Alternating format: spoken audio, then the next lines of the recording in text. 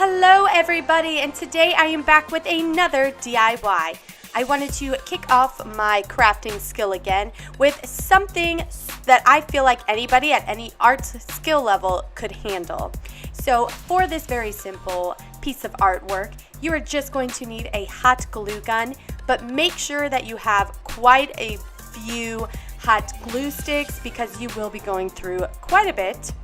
And other than that, you are also going to need some spray paint. I just got these super little cans that are only like $3 at Walmart, and they work perfectly. And then of course, for any piece of art, you need a canvas.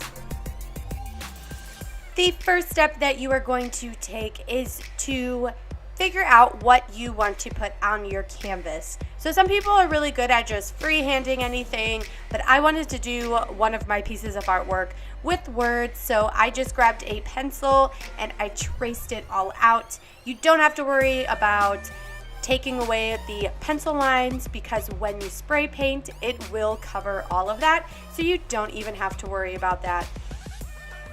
And after you get that all done, you are going to trace what you drew or wrote with a hot glue gun. And just a piece of advice, I would try to get every little string off that you can. You probably noticed in my final product at the beginning of the video that you could see the strings, and I thought I got every one, but I did not. So just to make sure you do get that, get some tweezers and go through and pick off every single little bit if you want it to look perfect. And another thing is you want to make sure that the hot glue is fully dry so you don't melt any paint and that the paint sticks to it. And of course, after you get the hot glue, just spray paint it with whatever color you choose. I don't trust my camera around spray paint because it is very expensive, so I did not film that part. But you can see here what it looks like.